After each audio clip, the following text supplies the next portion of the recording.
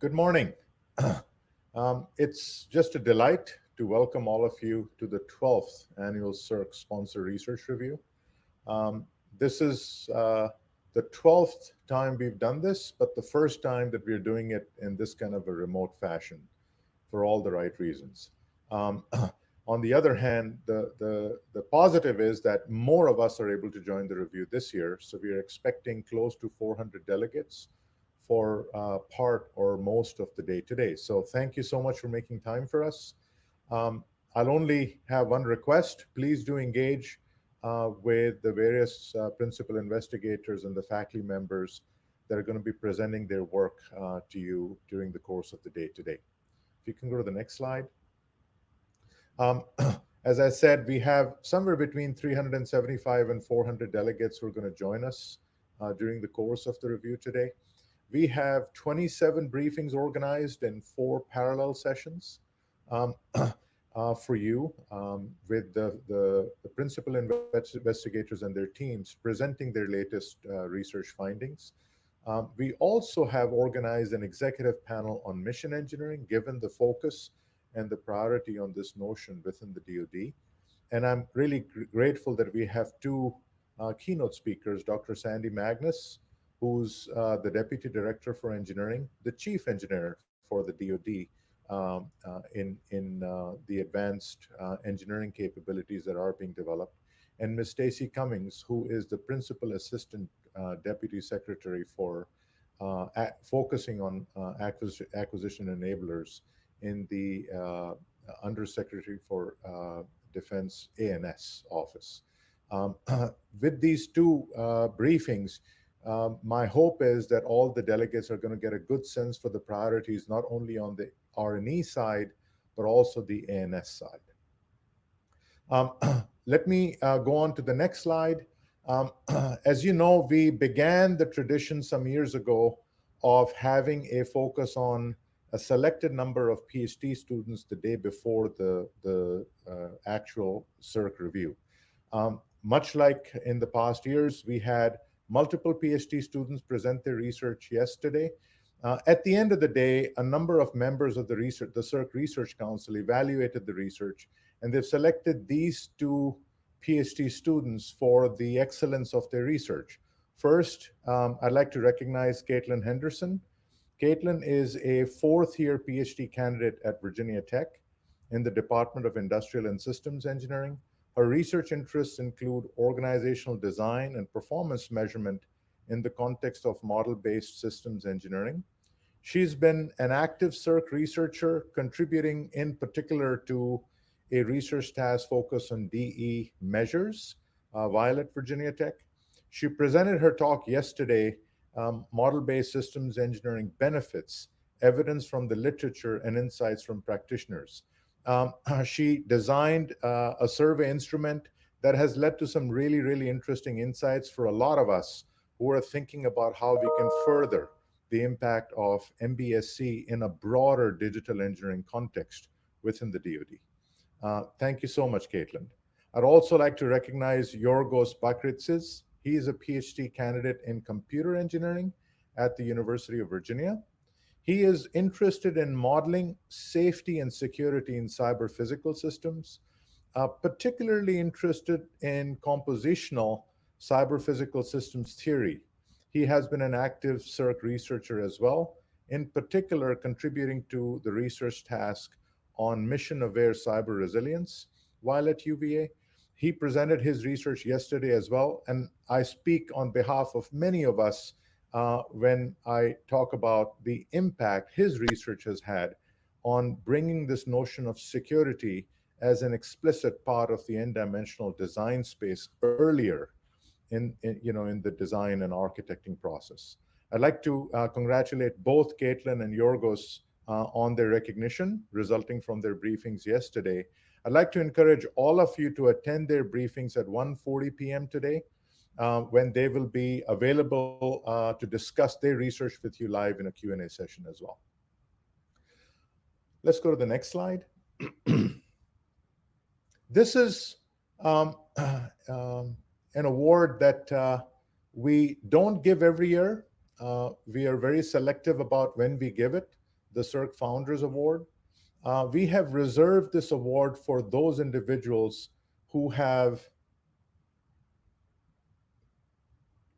contributed in a sustained way to this ethos of collaboration that really sustains the SERC. At the time that the SERC was established, it was really established as a unique UARC, where the intent was for it to not be representative as a UARC at a large university with all the research getting done at that university. Uh, the SERC was established essentially as a network of universities so that it would really become a national resource for systems research. It's very easy to say that it's got a network composition. So much of us realizing the strategic intent depends on specific faculty members and other sponsors contributing to that notion of the network nature of this UARC. So much depends on the faculty members having a collaborative ethos. It's a real pleasure for me to recognize Paul Colopy, a colleague, a friend, and a contributor to the SERC. Those of us who've had the pleasure of working with Paul know fully well the extreme sense of collaboration he has. He is always available to any of us as a mentor, as a friend, just as a sounding board. Just about every major study that we've had that has involved multiple universities and engaging with sponsors nationally, Paul has been a member of that study.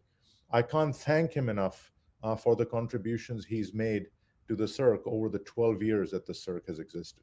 So from a fledgling idea to what the SERC is today, very well recognized for the research that is going on within it. Paul has been a member of a small team of us that has been on this entire journey with us. Along with being a collaborator, he's also been a principal investigator on multiple research tasks. Because of a constraint of a personal nature, he's not able to join us today. But I'm grateful that his daughter Ariane is able to join us on his behalf. And I'd like to recognize Ariane for a minute or two. Ariane, over to you. All right. Well, thank you so much. On my dad's behalf, I know this award means so much to him. As you said, unfortunately, he's not able to be here with us this morning.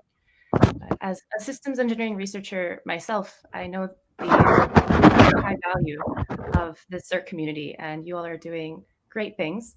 And my father is so proud of what you've accomplished together and is just so grateful to have been part of the advances you are making, have made, will continue to make in systems engineering research and practice. So thank you again. Thank you, Ariane, for joining us and for being part of our discussions during the day today. Now, let me turn over to the primary mission that I have for this morning. If you go to the next slide. I'd like to introduce our keynote speaker for this morning and our primary keynote speaker for the review today, Dr. Sandy Magnus. As I mentioned earlier, Sandy is the Deputy Director for Engineering within the Office of the Undersecretary of Defense for Research and Engineering.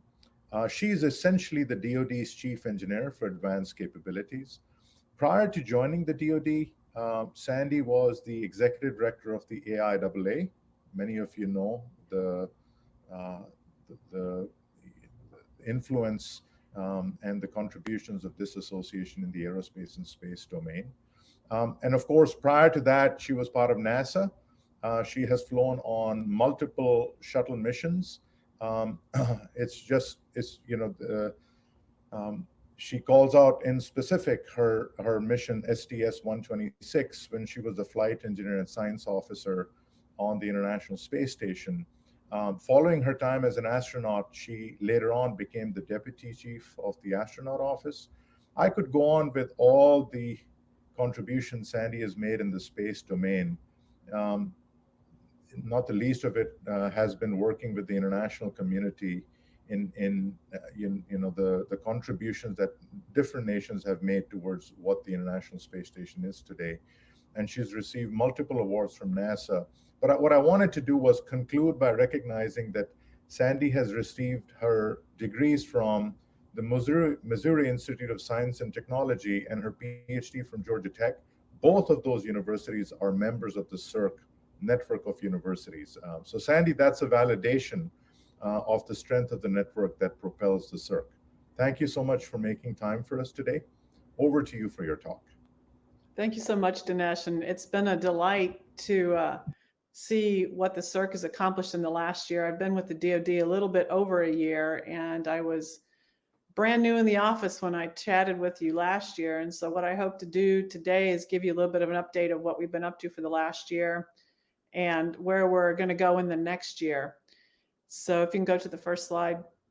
And for those of you who attended the NDIA conference a couple of weeks ago, you may see some similar material. And basically at the moment, it seems like there's all of a sudden in November, there's a ton of systems engineering gatherings happening. And so my staff and I are out and about trying to get everybody up to speed on what's been going on and where we're going. So you have to forgive me for those of you at NDIA are going to see a little bit of similar material because I'm not exactly sure how the overlap is. I know I recognize a few names out there in the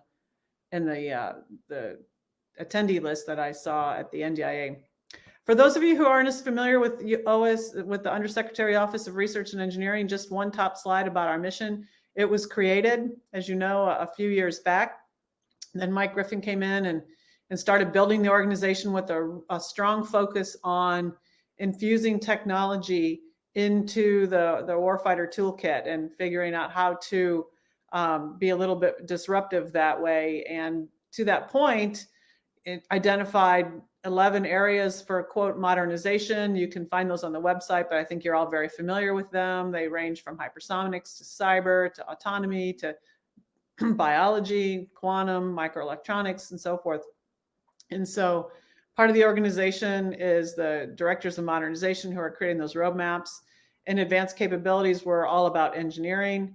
And then, of course, there's a research side to R&E as well. But really, when it comes down to it, it's all about how do we infuse new technologies into the toolkit of the military. And my organization in particular, we're the engineering branch, and I'll talk about AC in more detail in a minute, but we really focus on solving engineering problems, propagating engineering best practices, and connecting the engineering community. And that's in our role at OSD of the overall engineering policy shop as well as this strategy. So you can go to the next slide, please.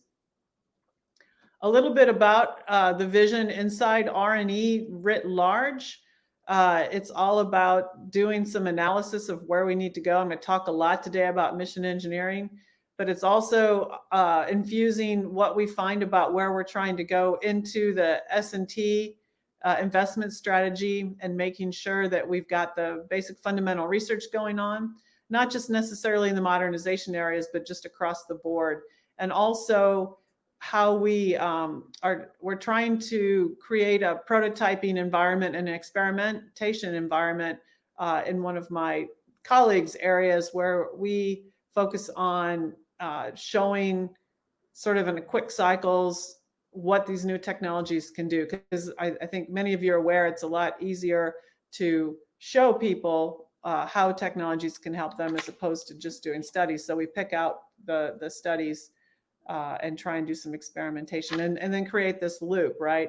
We also have we have a lot of people in R&E who are focused on the technology policies and trying to make sure that as we're infusing new technologies into the warfighter toolkit, that the policy community is keeping up as well. And so inside the R&E organization, there are groups that focus on different piece parts of this particular ecosystem.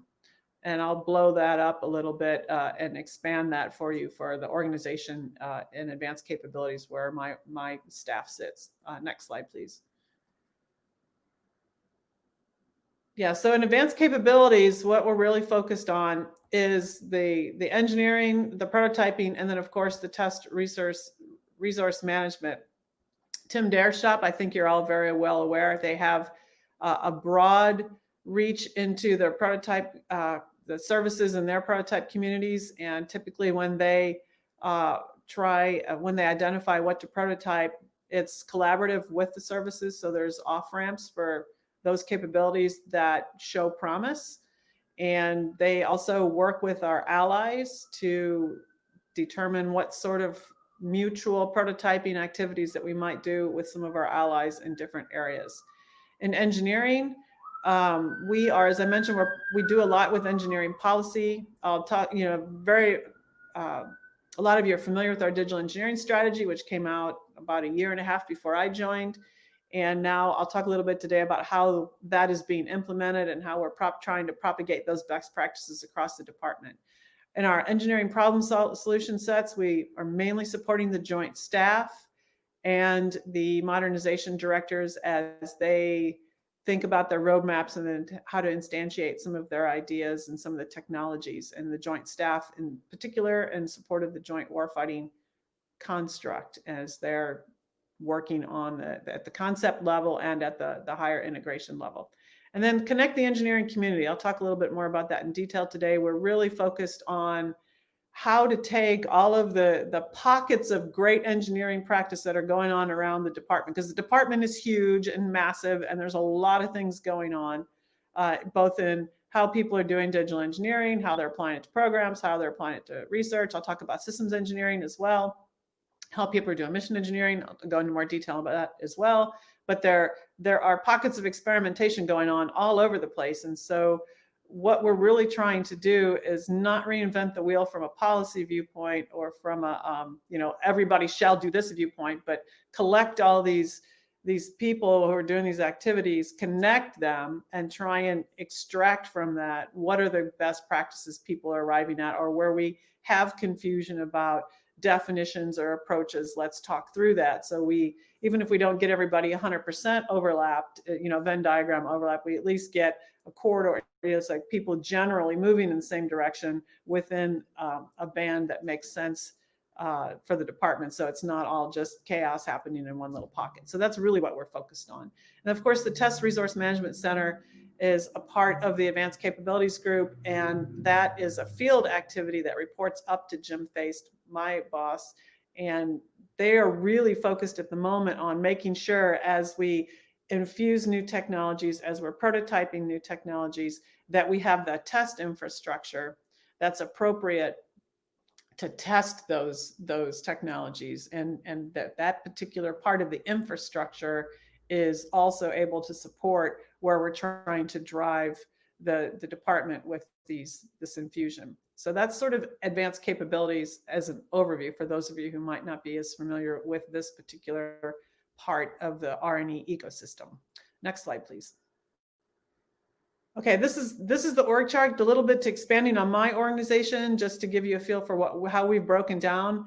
Over on the right of the slide, the Joint Hypersonics Transition Office, for those of you who are not familiar with this was established just this year, or actually last year in the NDAA. It landed in my organization and we have stood it up. There is for those of you who are interested in hypersonics research, we just announced a university consortium that the Joint Hypersonics Transition Office is sponsoring to do basic and fundamental research in technologies related to hypersonics and the technologies that go along with integrating into a hypersonics system. And so that is hosted out of Texas A&M. It's a huge consortium of universities, and they'll be issuing some RFPs for research projects there as well. But that's all around the technology and technologies related to hypersonics. So look for that in the next month or two. And they will basically be working very closely with the principal director of hypersonics to establish good roadmaps, both at the research level and at the technology development level and at the prototyping level, to make sure that we're moving forward as a community across the department on hypersonics. The Strategic Intelligence Analysis Cell was added to my group this year. That's a group that's the R&E reach back into the intelligence community so that we can make sure we are getting the appropriate threat information, especially for the principal directors of modernization as they derive their roadmaps and where they're trying to go. Also, the Strategic Intelligence Analysis Cell has been doing what they call war games. I would call tabletop thought exercises with the joint staff in support of the warfighting concept to help them Basically, the idea being you get the operational community together with the technology people, and they can learn from each other and understand how the operators can understand what's technology is coming down the pipe and when, and what it kind of looks like. And then the technology people can kind of get a little bit more in touch with the operational community, understand what their needs are. So it's really a way to facilitate that communication. Now let me jump to mission integration. This is where the mission engineering function is. Again, mainly in support of the joint staff and the principal directors of modernization. I'll talk about that in more detail. Also, the developmental test community was moved under me this year in order to combine the program support team into one group. So if you really had to say anything about that team, the developmental test, evaluation, and assessments, that's the program support group. And for those of you who are familiar with the independent technical risk assessments that OSD does for ACAT 1D programs, as well as the developmental test work that OSD has been doing for ACAT 1D and in support of other programs as required, that's that group of people, and they will continue to do program support and also look at how we can become a little bit more efficient across the department at testing, and what is that right overlap of considerations of operational test and considerations of developmental test, which are two different things, but there may be some areas where they overlap and you can sort of kill two birds with one stone, if you will, from a requirements viewpoint. So that's what Chris Collins, my lead over there, is going to be looking at. And so engineering policy and systems is the group that's sort of the glue that holds everybody together. So that's where we do issue things like the digital engineering strategy. We are putting out a mission engineering guide, which I'll talk about, but they are sort of the connect the community piece and the propagate best practice piece from the viewpoint of having a reach across the organization in order to connect all these different communities that are doing great things in engineering around the department. So next slide.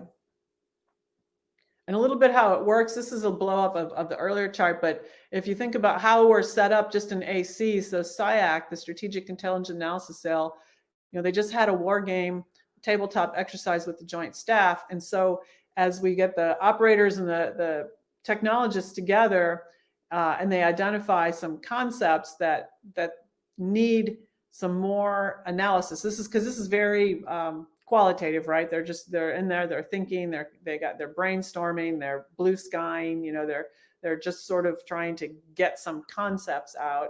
And so they're doing what I would call concept formulation. And this particular exercise with the joint staff was not just the joint staff, but the services and the COCOMs also participated. And so out of that concept formulation, a couple of different ideas for some mission studies were derived, and we had a workshop recently with that community, not only with the output of the EDT4, the war game that we did, but also inviting COCOMs and services and the modernization principal directors to provide their inputs on what should our priorities be as we go from a concept formulation to a concept refinement viewpoint, and identify what are those studies that we should be doing in this next year. And we're currently refining that before we go up to the joint staff and inform them of the output of the workshop and make sure that General Heighton, for example, is on board with that. And that'll be happening in the next few weeks. So that mission integration piece, where that mission engineering piece is happening, is currently in work. And then as we come out of the mission engineering study, some of them will feed research, as I mentioned before. Some of them will feed into Tim Dare's group to do prototyping, and they'll go, oh, hey, wait, here's a chain of capabilities that maybe we ought to go investigate the next level and do a little bit of prototyping and experimenting with. And so that would go into concept development. And then finally, when programs do go into the prototyping shop inside AC, we make sure we have service partners. And so if the prototypes are successful, because sometimes they may not be, that's the whole point of experimentation. If they're successful, there's a natural transition partner that goes into implementation. And of course, our program assessment group for those big programs that are of department interest, is tracking those and providing support as required. And of course, the gear that's driving that all is our policy piece. So that's a really good quick overview of how AC is working, the Advanced Capabilities Group is working inside R&E. Next slide, please. Thank you. So I think I showed this to you last year, but just to refresh, one of the things that was very perplexing when I showed up last year in the department was, first of all, Jim Face, my boss, said, okay, you're in charge of mission engineering, go do something. And so I'm like, okay, fine. So I started talking to people, and it soon became clear that everybody was using the term mission engineering in many, many, many different ways. And at any given time, if I was talking to someone about what they were doing from a mission engineering viewpoint, I discovered quickly that they were all over the map in the time frame they were doing it, the level of complexity they were doing it, or definitely with respect to the analytical rigor that they were bringing to bear to do, quote, a study. And so it quickly became apparent that in the Department of Defense, mission engineering was a three-dimensional space at which point, any point in that three-dimensional space, someone could be using mission engineering to describe whatever it was that analytically undertaking, which is fine. And it's not that, it's not necessarily inherently a bad thing. But when you start to think about the outputs of the studies that people were doing and the uses of those studies to make decisions, it really then gets complicated, because how you might view the output of a study, or how you might use a study that is just a study that's more like the tabletop, where there's a panel of experts sitting around a table, throwing things at the wall to see what sticks, versus someone who's, no kidding, using the high performance computing center with very advanced physics models. The fidelity of the decision that you might want to make based on those different levels just of analytical rigor is really important to understand. And so we started talking about mission engineering as a three-dimensional space in order for people to understand a little bit more about that sort of granularity about what, especially for the user community, how you should use mission studies, and for the users, the people who are doing mission engineering studies, how you should talk about how you do studies. So go to the next slide. And that led us to the idea, let's put out, we need to put out a mission engineering guide. It's in support of the acquisition framework, and Congress is told the department, go do mission integration management, and mission engineering is part of that. And so when the charter finally got settled and the belly button was us, we're like, okay, we'll start working on a mission engineering guide. And what we've done is we've gathered together again, the communities around the department who had started doing these kinds of activities, regardless of where they were in that three-dimensional ecosystem. We got this group together, working group. I have a chief engineer council that we formed with the chief engineers of the service, the joint staff, the Nuclear Command and Control Enterprise Center, ANS, any interested MDA interested groups. And so we agreed we would start a working group to work on a mission engineering guide, and everyone will provide people to contribute. And they've been working for the last several months. So it's getting ready to come out probably week after Thanksgiving, I think. It's been 6 or 8 months in the working. It's going to be helpful to get the whole department on the same page. Is it the final version of where we're going to end up as a department? Probably not. We are expecting once we get this out on the street, people start using it, that 6 or 8 months from now we'll have to make some updates, because we'll have either missed something obvious, or we'll get out there and people will start using it and they'll discover that this particular part of it's not helpful, or it's still a little confusing. But the whole point is this will allow the department to get on the same page with how we talk about mission engineering, how we practice mission engineering. Most importantly, they worked through about 75 definitions that people use casually around the practice of mission engineering. And so we have a vocabulary now that everyone recognizes, and we can talk a little bit more coherently about the practice of mission engineering. And so we're on this journey when we put this guide out, and we'll see how it goes. But I think it's a good place to start. And the fact that it was created in a collaborative fashion across the whole ecosystem is really important. And since the department is so huge, I'm pretty sure there's groups out there that are reps from the services or MDA might not have even reached in their own community, which is why I suspect there's going to be a little bit of refinement after we get this out there and people start using it, which is fine. I mean, we should be a learning community. We should be willing to update our practices as we mature them and more people start engaging. Next slide, please. So one of the things that we're really trying to do with this guide is, again, to get everybody thinking along the same track, so that the output of the guides can be used. At the end of the day, it's all about what is this analysis always used for, and how can the user community digest the output of these studies. And so we focused a lot on the analytical process for mission engineering in order to kind of get the community level set. The guide is intentionally written to evoke critical thinking. It is not written to provide a recipe book for how you should approach mission engineering. And so this set of steps here is really all about the questions that people should be asking, the formulations that they should be thinking about as they set up an analytical problem. And for those of us who are very logical, well-grounded engineers, this seems really straightforward and really obvious. But in a department as vast as the Department of Defense, with all kinds of different skill sets and approaches and communities that are sort of swarming to mission engineering as a thing, that this is a good level, again, a good level set, a good baseline. And so when you read the guide and you look at what we're doing, it's really, again, all about, hey, you're going to do a mission engineering study. Awesome. These are the things that you need to think about. This is the process you have to go through in your thinking patterns in order to set up a study.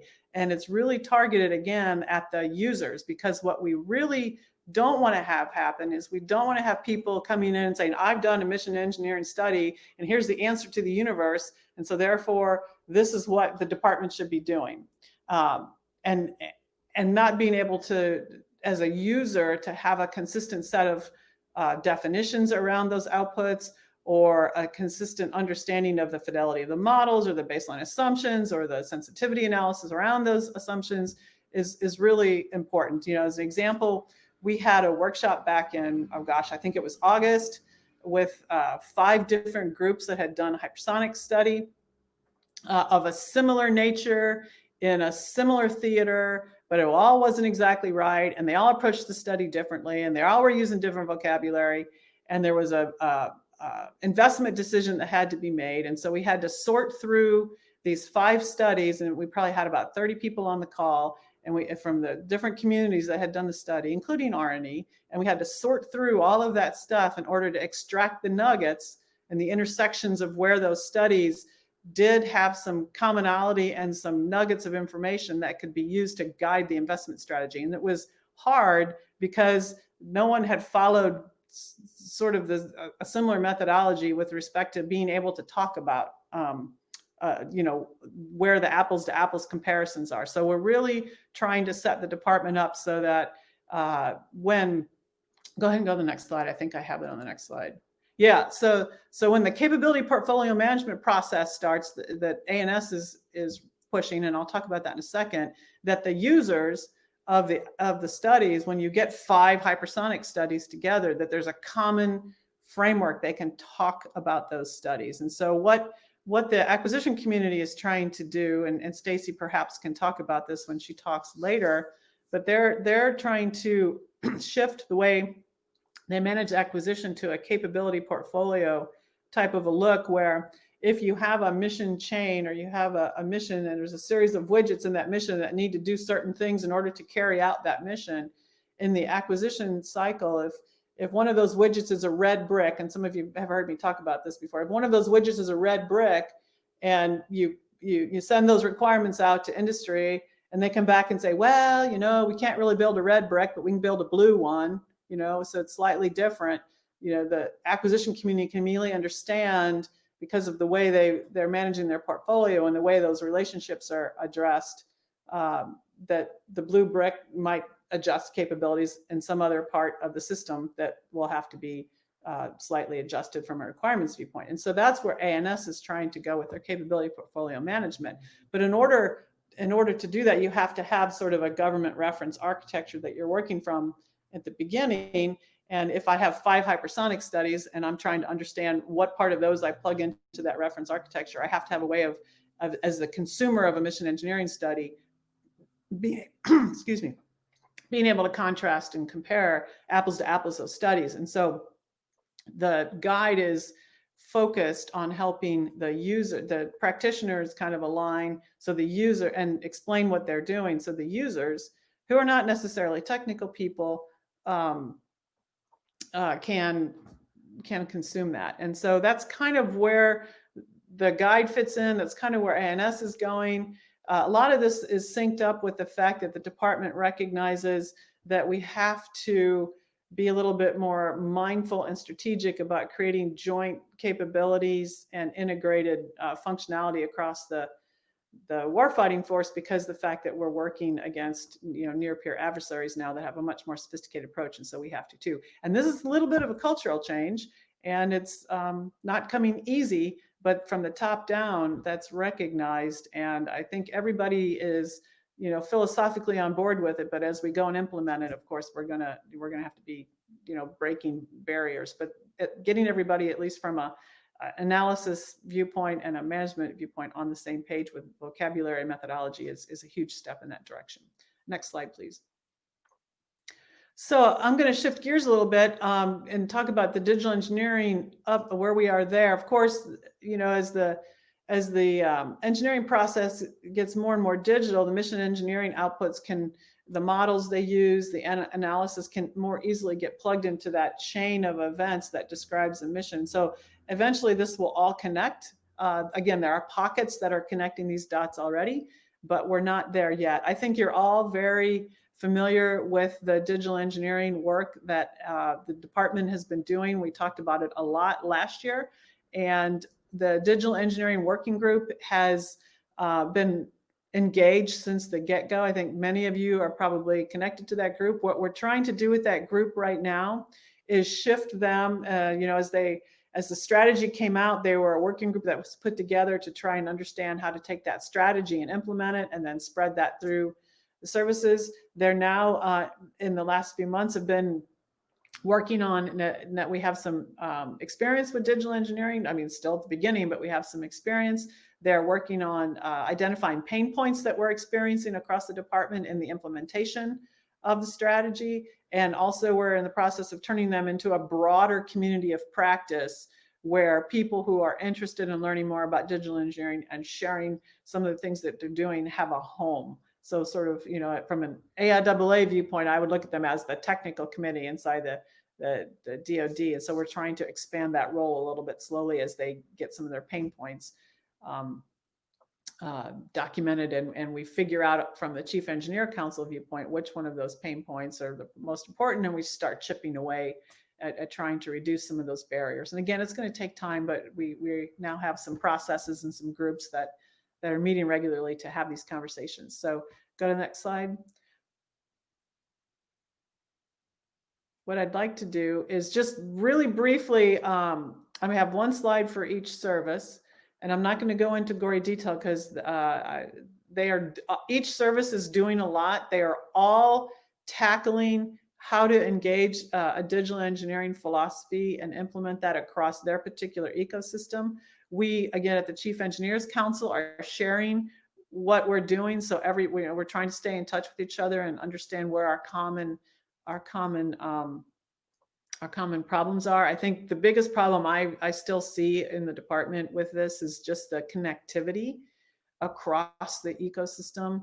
The Navy talking to the Air Force, talking to the Army, talking to the Missile Defense Agency, and how we can make sure we move electrons around and then do that in a secure way as people start putting things into a digital ecosystem and build their particular modeling capability and build their mission threads and build their analytics and build their data streams, being able, share that is really key, and that's a problem that's still a big one facing us. But the Air Force has gone all in on digital engineering. I think they're probably a little bit more advanced than anybody else. They have a whole group of people who are working on this. They have programs that are embracing some of these concepts in their engineering processes, and we are all learning from those. They've got an office, and again, they just recently briefed Chief Engineer Council. So I think for those of you who are from the Air Force, you're probably very, very well aware of that, but they have a very well-structured plan for how they are going to tackle the different piece parts of this, including setting up, I think many of you are familiar with their cloud system they're trying to set up. And we still, again, the connectivity issue still is still, I think, a hill we all have to climb. But that the Air Force is probably, I think, of all the services ahead on the implementation of this. Next, as a whole. Next slide. Army is also focused on digital engineering. They are focused a lot as it impacts the acquisition community, and then trying to bridge the gap between the acquisition community and the research community, and how you get data and move data around and what is a trusted source of data. And so they are, but again, their entry point is more from the acquisition side, where the Air Force is a little bit more of a broader umbrella as they approach it. And so they are just had a vision signed out this year, and they're starting to sort of review their ecosystem and figure out what kind of policy and implementation guidance they want. So they're starting to really dig their teeth into this and move forward. Next slide, please. And then the Navy, which has its own ecosystem problems, given that they have many different disparate branches. They are also formalizing how they're going to be exchanging data across their ecosystem. And they've been looking a lot at modeling and simulation, and establishing some, I would say, chiefs, if you will, of modeling and sim, to think about how they're moving data around, because they have a lot of, they've got ships and planes and submarines, and then their interface with the Marines and the land vehicle aspect, helicopters. So they have a lot of different types of ecosystems just inside the Navy that have to be connected together. They've been looking very carefully at what the Air Force has been doing with their cloud structure, and recognizes the power of that, and so they are getting themselves organized here. So there's a lot going on across the three services in digital engineering, and we're going to continue to talk to each other and make sure that we can identify where those common areas of overlap are as we go forward. Although, again, the infrastructure connectivity, I think, is a big hill. Next slide.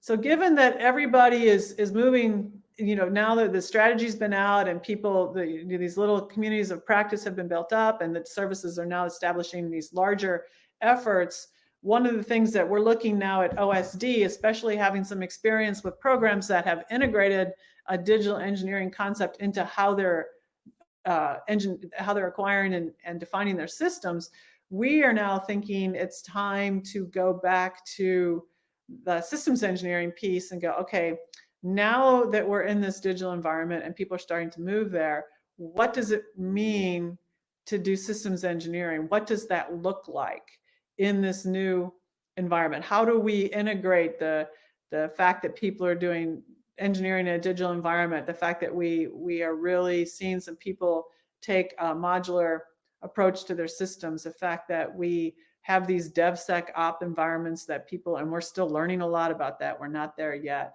And how do we, and have control of their own models, and they're building these relationships digitally between the systems of systems. How do we look at all of that and go back and think about what is our systems engineering practice, and how does that need to be updated? Not to necessarily to dilute any rigor about what we need to do, but if at any given moment, on one program, I had a very long conversation with the program manager, and they were talking about how quickly they could iterate on a design during the EMD or pre-EMD stage, during the PDR timeframe, and understand if they make a because of the digital model they had built, because they make a change in one part of the system, they could see how that rippled all the way through the rest of the design in a way that you can't do if you've got people off in silos designing the electronics over here and the hydraulics over there, for example, and you have your subsystem design reviews and you figure out where those areas are clashing and you got to sort through it, right? But in a digital environment, you can do that almost instantly if you have a good model, and it becomes a matter of managing your models. But what does that mean from a PDR viewpoint? Or is a PDR now a set point in time? Is it a process that you're going through over time, and then you get a milestone where you're at a certain level of maturity with respect to your requirements, that you don't need to have a big event with 8 million engineers coming in and doing PowerPoint, and what does it mean if you have automated testing in a DevSecOps environment or even in a waterfall environment? So we're going to go back and look at how our systems engineering practices need to be updated and what kind of policies we can put out so that we are removing barriers, because in some cases our current policies are actually a barrier to programs that want to take advantage of some of the abilities and capabilities that you have in a digital environment. And so at the minimum, we want to remove barriers. At a maximum, we want to pick up what people are learning as they've gone into the digital environments and figure out how to get some of those best practices into the system so other people can take advantage of them. We can learn from ourselves. So that's a project we're getting ready to start. It'll probably kick off after the new year. We've been studying the problem and trying to scope the work so that we just bite off one piece of this apple, because this is a big project. But I'm very excited about this because understanding at the minimum where the barriers are that programs and communities inside the DoD have to employ some of these techniques that on the one hand we're telling them to do, I think will be really useful. And so that's what's coming. So I imagine that's of interest to many of this community. Next slide. So again, we are starting this process, and we're going to approach it the same way that we approach the mission engineering guide. We have asked the services and MDA, the joint staff, any entity that is part of our chief engineering cabal to provide an individual or two to this working group, and that will allow us to reach back into these communities that are either A, experiencing problems with these barriers, or B, experimenting with new approaches. And again, we'll just start digesting that and seeing where we go. I think this is going to be an ongoing project. This is going to be something that we're going to be, I think, iterating as we learn as we go. And I think that was my last slide. And Dinesh, over to you for questions. So Sandy, there are a couple of questions that have come from the audience, but before I go there, I had a question of my own. What you mentioned, the idea that as we make investments in digital engineering, it's really an opportunity for us to go back to the intent of systems engineering, not be burdened by the cadence that we've had to live with in a document-driven world. Think about the intent of everything and refigure what the best way is to implement it, realize the benefits of different kinds of methods and so on in a DE environment. So I think that you're correct. That is cause for excitement. A question I had was, as you've been talking to the chief engineers from across the services and also MDA and others, perhaps even beyond the DoD ecosystem, when you look at digital engineering, are there one or two or three pain points that you think are being felt by the community at large that come to mind? Well, yeah, infrastructure, clearly.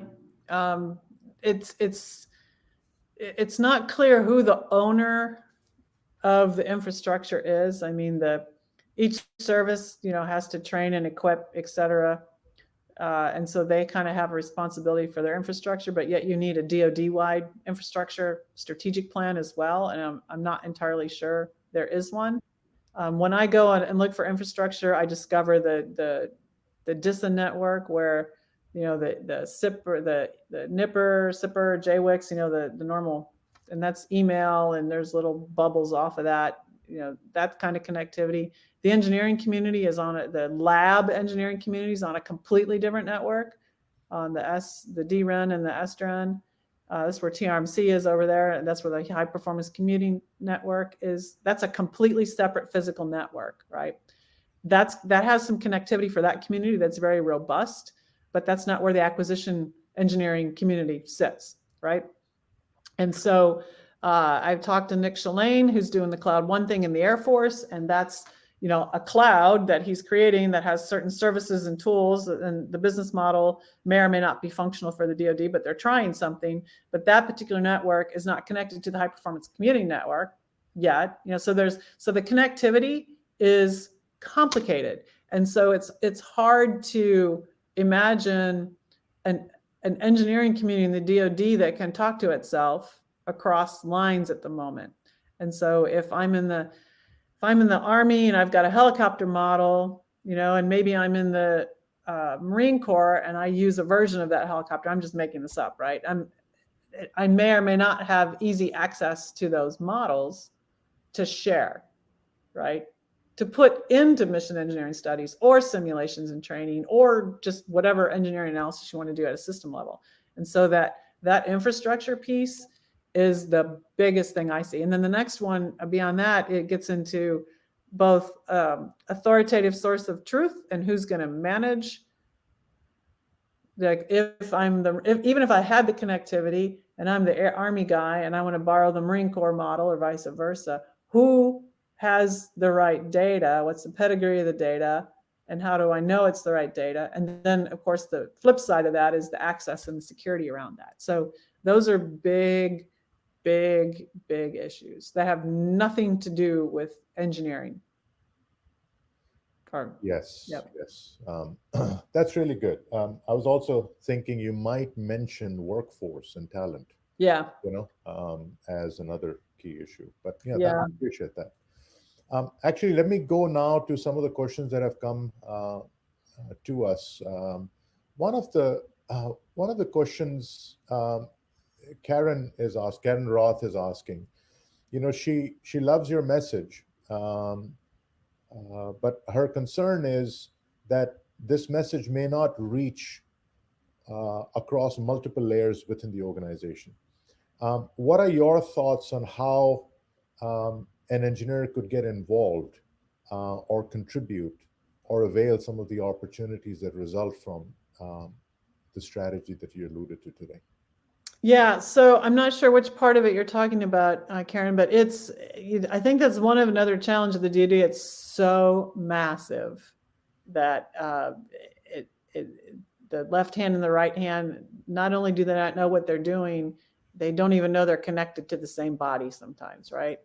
And so we have established a website, my group. It's if you go to the R&E website, which I think is cto.mil, and then click down through AC to engineering, we have established tiles, you can click on that are related to all of the different practices here. And so we're trying to build these communities of interest. We've got the digital engineering working group, and so that's you can go straight to that tile and click on that group and get connected with them. With the Chief Engineers Council, I'm trying to connect the top layer as we identify areas when we work together, we'll create those working groups. I think if you're in a service, finding the digital engineering community that is driving the change inside the service is another good touch point. And then and that could be both on the engineering side and the acquisition side. So those are certain ways. We're trying to develop in my organization a little bit more of a conscientious outreach policy to try and get these kinds of thrusts out and to let people know where to go to get information. Also, there's a workforce I would say revamp project going on that the acquisition and sustainment community is pushing, and so we're going to work with them to get some of this material into DAU for the acquisition workforce at least. And so those are some of the avenues that we're investigating right now. Hopefully that's helpful. Sandy, another question from Peter Santanam is, would you have any comments on how mission engineering is being used on the JADC2 and the ABMS missions? Yeah, so I'm not as familiar with ABMS because I just haven't had time to go go hunt there and see. I know there's it's kind of parallel and maybe connected, maybe not connected. I don't know. But the JADC2 guys are at this moment, I would say they haven't quite gotten to the point where they have identified specific mission engineering studies, and they need to, right? One of my guys is helping their architecture team, and they're having a workshop. I just saw an email. They're formulating a workshop, I think, in the next month. But the JADC2 guys, in my mind, have been sort of at the concept stage in identifying the framework. They've talked a little bit about the UC codes they want to use. But to take it to the next level and put it in an engineering framework, I think is the next step. And so I think mission engineering is the next thing that they need to do from an analysis. And what they have to do, that's another one of those things that's so huge, right? With so many aspects to it. I think it would benefit them to take one mission thread, and just bite that off, and then do a study around the particular characteristics of what they're trying to get to. And that will help everybody else kind of take that intuitive leap from philosophy concept, we know what we want, to actually starting to instantiate it. So I think that's their next step, and hopefully we can help them with that. So Beth Wilson has asked another question, Sandy, and I'm almost going to perhaps add a preamble to it. As you mentioned, how digital engineering and mission engineering gives us an opportunity to rethink the way we do systems engineering, perhaps to enhance its effectiveness. Beth's question is, could you talk a bit about how some of the digital engineering products could be made available across organizational boundaries, in particular with the testing community, to enhance their ability to get integrated, with the R&D process? Yeah, that's another complicated one, because it goes down to the infrastructure as well. And as I was listening to the presentations at the Chief Engineer Council between the different services and the Missile Defense Agency, quite frankly, they all have different approaches to tools, right? And so the question that people are asking now is it really all about similar tools, or is it all about understanding the structures of the data so that you can move the data back and forth? I will tell you, from a software viewpoint, we were directed in last year's NDAA to do an automated software testing pilot and report back to Congress. And so as we put that working group together, I told them, all right, you guys, if we're going to do this, let's do this, and let's leave some artifacts behind so that the community can benefit from this pilot. And so there's a case where, because there's I think all three services are engaged in that. There may be something left behind, but I think we're going to have to continue to just make sure people are talking there. I'm not sure where we're going to get to one set of tools that everybody is using, and it really has to be all about the data. I appreciate that. I have one last question, Sandy. You mentioned how huge the DoD ecosystem is, and if you now think about the defense industrial base, the complexity goes through the roof.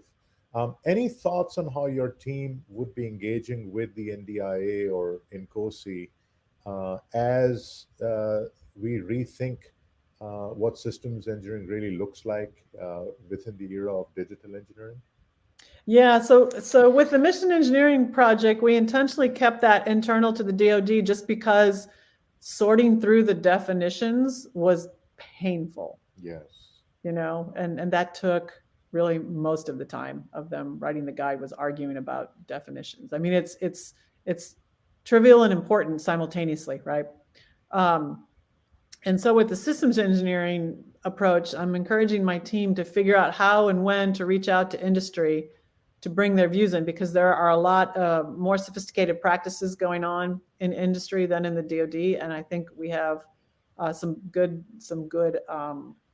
pointers that we can pick up there. And so that would probably mean working through professional societies to reach out. are hosting, perhaps hosting workshops. I don't know what form that would take, but we want to intentionally, you know, be a little more proactive about reaching out on the systems engineering piece, just because of the